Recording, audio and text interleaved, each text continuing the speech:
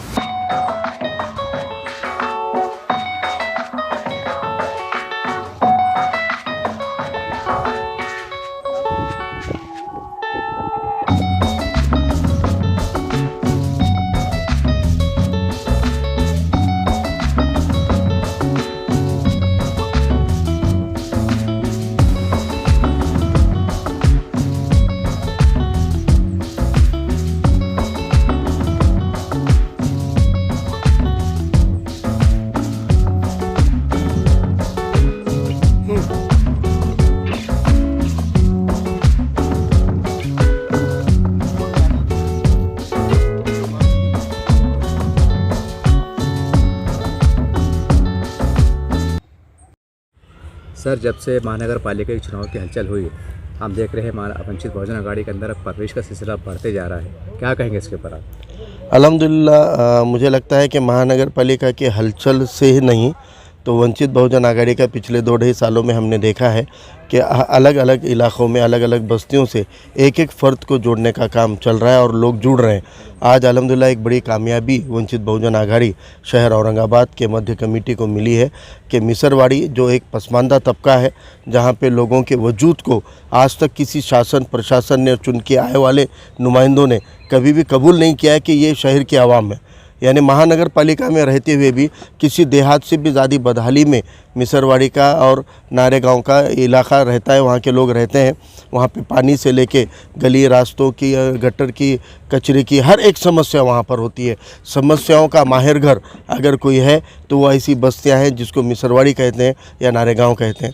और वहाँ पे आवाम के लिए हमेशा जिस तरह से नारेगांव में अफसर भाई, मिसरवाड़ी में सलीम भाई आवाज़ बुलंद करते आए हैं, उसी तरह लतीफ़ भाई भी अपने वहाँ पे मिसरवाड़ी के आवाम के लिए दिन रात एक करके लड़ते हैं। ये पूरे शहर को पता है।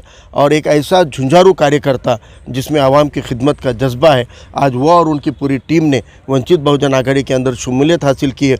यकीनन ये वंचित बहुजन आघाड़ी की ताकत में बहुत बड़ा इजाफा है। और इंशाअल्लाह अल्लाह की ज़ात से उम्मीद है कि इसी तरह हर बस्ती के अंदर का जो लड़ाऊ कार्यकर्ता है और जो पिछड़े तबकों के मजलूमों को मुत्तहिद करने के, उनका इत्तेहाद करने का कोशिश करता है, ऐसा हर फर्द इंशाल्लाह आने वाले दौर में वंचित से जुड़ेगा। सर, आने वाले समय में जो तो इलेक्शन प्रभाग के होने वाले, कितनी बड़ी चुनौती मानती है इसको आप?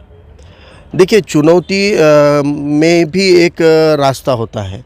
और मुझे लगता है कि औरंगाबाद शहर पहली बार प्रभाग रचना का सामना कर रहा है, जबकि हम अलग अलग शहरों में देख रहे हैं। हमारे नांदेड़ में भी हम 2 महानगर पालिका के चुनाव प्रभाग से हुए हैं।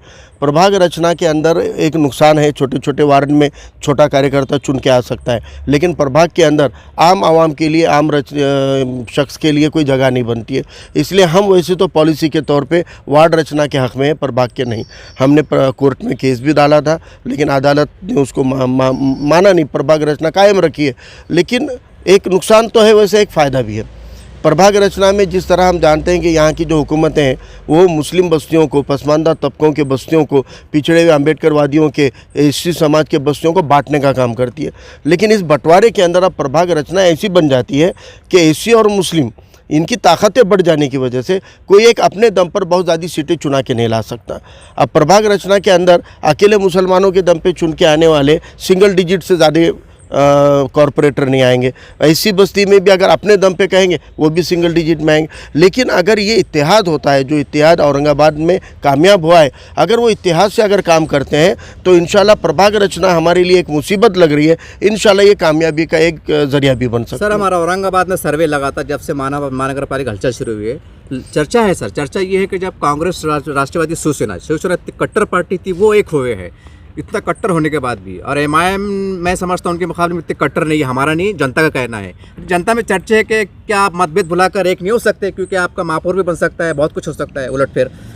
ये जनता में चर्चा है सर हमारा। देखिए, आप तमाम मीडिया के जो मेरे सहकारी हैं, ये मुझे 2 साल में कई बार, दर्जनों बार मिल चुके हैं, और ये दर्जनों बार आपने देखा है कि यहाँ पर जितने दिगर तबकों के शमूलियतें हो रही है, उससे कई ज़्यादा मुसलमानों की शमूलियत वंचित बहुजन आघाड़ी में हो रही है। क्योंकि अब आवाम को ये मालूम हो गया है कि अकेले के दम पर हम नहीं कर सकते हैं, तो अब मुसलमान खुद वंचित बहुजन आघाड़ी से बड़ी तादाद में जुड़े। जब हमारे पास में लतीफ़ भाई का जैसा एक ईमानदार, जज्बा रखने वाला, झुंझारू कार्यकर्ता, एक झुंझारू नेता वंचित बहुजन आघाड़ी में शमूलियत हासिल कर रहे हैं, इस बात की दलील है कि आवाम बेदार हो गई। सियासी पार्टियों को आप समझना चाहिए कि जो उनकी शरारतें हुई है, वो शरारतों को छोड़कर वो भी आगे आने की हिम्मत करें। हमने तो साथ लिया था ना, हमने साथ लिया था। और इस सवाल का जवाब हर बार सवाल पूछते हैं तो फिर वहाँ आते हैं लोग, बोलते हैं कि आप खाली उसके ऊपर बोलते हैं, हालांकि हमसे पूछा जाता है।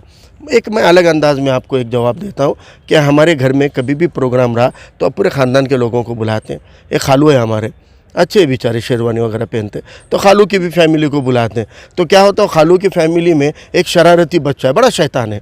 तो वो बच्चा हमारे घर में आने के बाद में क्या कर देता है, वो शीशे तोड़ देता है, टीवी फोड़ देता है। तो फिर आइंदा जब दावत थी तो फिर घरवाली ने बोले कि भाई देखो, खालू को बुलाने का है, तो खालू से इतराज़ नहीं है, खालू बेचारे बहुत अच्छे, लेकिन उनको बोलो कि वो शैतान बच्चे को बाहर रख के आओ। सब बताइए, खालू तो वो खालू का नाम क्या है, शरारती बच्चे का नाम क्या है? आवाम बड़ी समझदार है, आवाम बड़ी होशियार है, आवाम बड़ी बेदार है, और अल्हम्दुलिल्लाह वो समझ सकती है क्या बात है। तो हम वो चाहते हैं कि खाली ऐसी शरारती ताकतें अगर खामोश हो जाएंगी या साइडलाइन हो जाएगी, तो बाकी तो कोई दिगर हमको कोई शिकवा नहीं है। हम तो उनके साथ गए, हमने तो उनको आवाम के अंदर जो एक उनकी पहचान थी, रज़ाकारों की पार्टी, उसको संविधान रक्षक की पार्टी का दर्जा दिया है। उनको लेकर जो भी छुआछूत दिगर तबकों में थी, उसको कम करने का काम इस इत्तेहाद ने किया था, और कामयाब नुमाइंदगी दे सकते हैं, ये कॉन्फिडेंस औरंगाबाद के आवाम को उस इत्तेहाद ने दिया था। अगर पार्टी से इत्तेहाद होता है ठीक है, नहीं होता है तो आवाम से इत्तेहाद कर रहे हैं। आप देख रहे हैं गली गली मोहल्लों में, हम छोटे छोटे मोहल्लों के अंदर वंचित बहुजन आघाड़ी का एक मध्य के शहर कमेटी ने, शहराध्यक्ष जलील साहब ने, भगवान खिलारे महासचिव, इन्होंने एक बहुत अच्छी इनकी टीम ने प्लान किया है। वंचित चली गली गली, हर गली में जा रहे हैं, आवाम से मिल रहे हैं। तो मुझे लगता है कि आवाम बादशाह है। लेकिन सर, जैसा आप देखिए, औरंगाबाद में मुसलमान बड़ी अक्सरियत में, एक तबका इमाम की तरफ जा रहा है, एक तबका समझो आपकी तरफ जा रहा है, तो कहने के मुसलमानों में तो इतराज़ पड़ रही है। मैं क्या बोल रहा हूँ, कोई भी कौम और कोई भी समाज का कोई एक पार्टी को कभी भी ठेका नहीं होता है, ठीक है, लेकिन आवाम मुत्तहिद होती है एक बहाने से। और कांग्रेस राष्ट्रवादी से बदजन हुए वाली आवाम ने मजलिस को एक मौका दिया। वो 5 साल के दौर जो है वो लोग भूले नहीं हैं। वो 5 साल में क्या डेवलपमेंट हुआ नहीं हुआ, ये भी लोगों ने देखा। तो जो बात 2015 में थी, वो बात 2022 में रहना ज़रूरी नहीं होती है।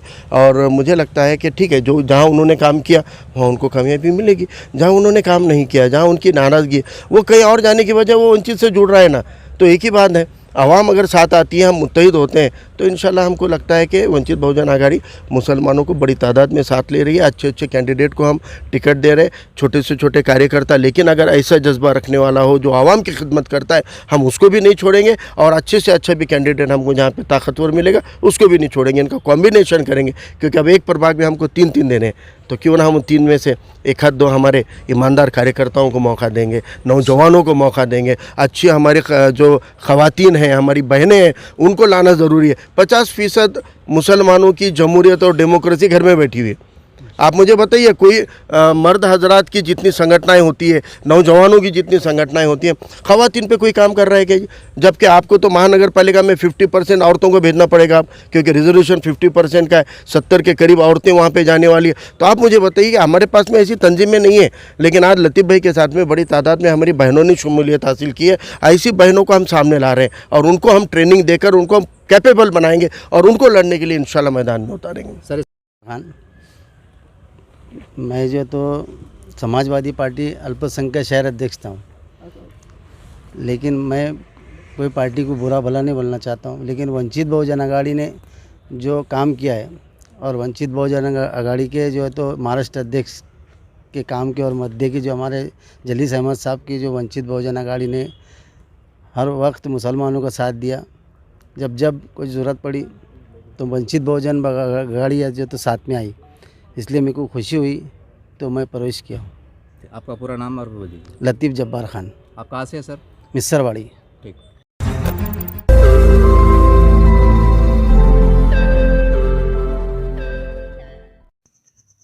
रोज नई खबरों को देखने के लिए हमारे औरंगाबाद समाचार चैनल को सब्सक्राइब कीजिए और नोटिफिकेशन पाने के लिए हमारे बेल आइकन को दबाइए, ताकि हर खबर की नोटिफिकेशन आपको मिलती रहे।